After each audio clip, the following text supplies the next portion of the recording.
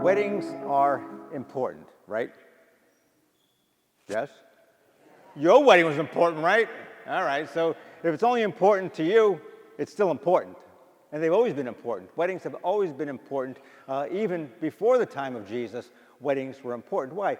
Wedding talks about a new family being formed, and it is the basic building block of society, family, husband and wife, man and woman. I had to get that in. Okay. Well, with Jesus being at this wedding feast of Cana, it tells us that it is more important than it ever was before as an institution. Marriage is more important as an institution than they could even imagine before. Because Jesus is there and he realizes and makes the people realize that this is a moment of sanctification for God's people.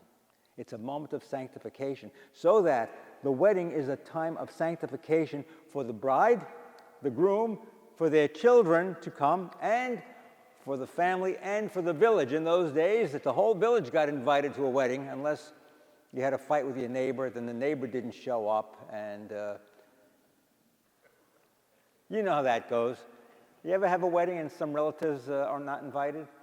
If you're Italian, you know what that's all about. I gotcha.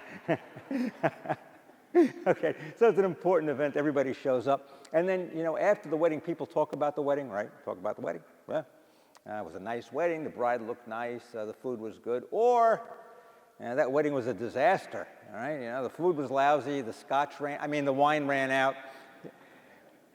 Now, Jesus made the difference in this wedding. What's the difference? This couple could have been embarrassed for the rest of their lives because, why?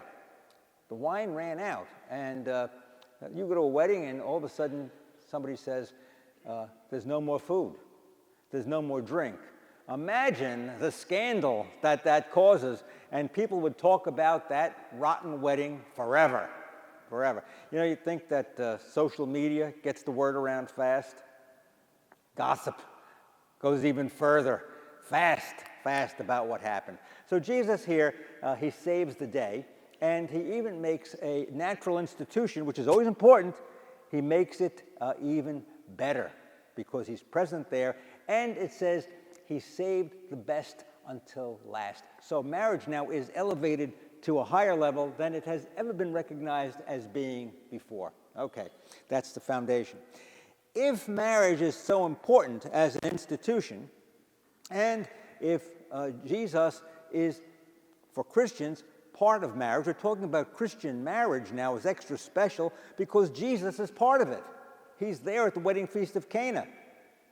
He makes it better than it could ever have been. Imagine the conversation in that town. Hey, they had a great wedding, there was plenty of wine, and then they saved the best until last. Nobody has ever done that before. And that's what Jesus does. He makes it better than ever. And therefore, something sacred, something special, it has to be protected. A lot of times today, people don't protect their marriage. You've got to protect your marriage.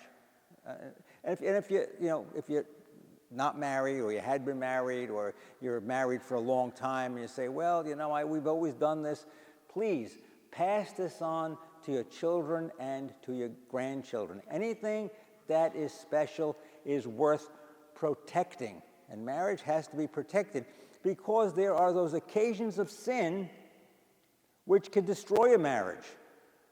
An occasion of sin, we don't hear about that a lot today, do we? Talk about the occasions of sin that can destroy a good marriage. And we have to avoid those occasions of sin. I'm going to give you 3 examples now of good marriages, okay? Good marriages. And why? And why are they good marriages? Okay. Number 1, how many here have ever heard of Pat Boone?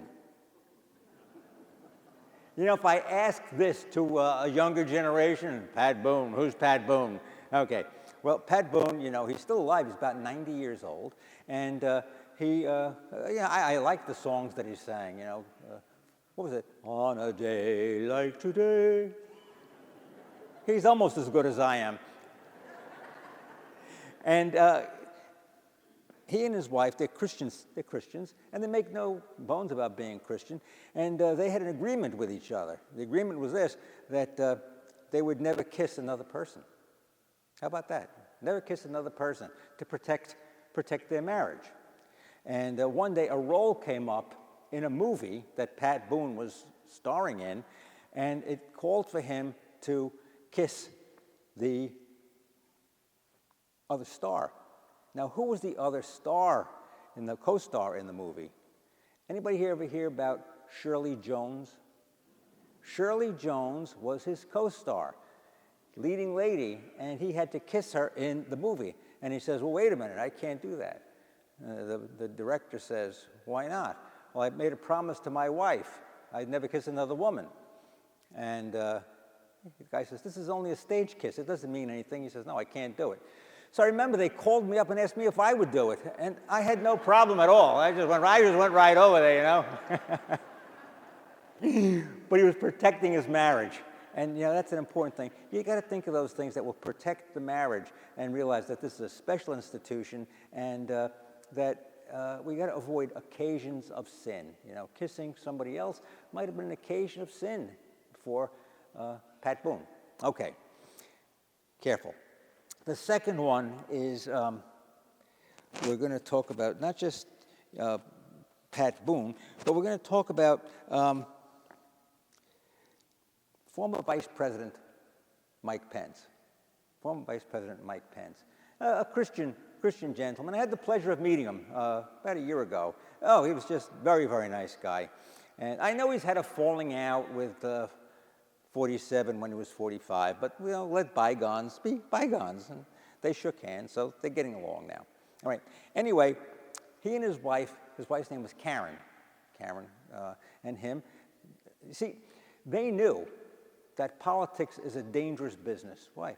It puts you in temptation of sin all the time. And not just, to do things that might be illegal, immoral, bribe-taking, all that stuff, but also sometimes the circles that they run around in. And they're very high-powered people, and they're out, and sometimes they're away from home quite often, and they could find themselves, being attracted to someone whom they're not married to. So they made a deal with each other. They would never go out with a person of the opposite sex unless their spouse was with them. How's that? All right? So he wouldn't go out with anybody unless Karen was with him, if they were of the opposite sex. Now, that's important, and they stuck to that because you see so many other political marriages and, entertainment world marriages and, people who are in different walks of life, business, that they find themselves placing themselves in danger of committing a sin. Having a good time, eating good food, having a glass of wine. Uh-oh, what happens? You light a spark, and you could endanger the marriage. And so they had a very, very good solution to that. I feel badly. I've just been reading that Michelle is not showing up with Barack Obama these days, and speculation is out there, something's wrong with the marriage. Well, it's a tough business. Politics is a very, very tough business. So they have to protect themselves, and you have to pray for people that find themselves having marriage difficulties. Okay? All right. The last one is this. I'm going to tell you, this is not a problem. This is a good thing. My father and mother, they had a good marriage. And when my father was dying, he was on his deathbed. He said to me, I want you to tell your mother something. I said, all right, what? He says, tell her I was always loyal to her, I never cheated on her, and I always loved her. And he said, tell her if I had to do it all over again, I'd marry her again. God love you.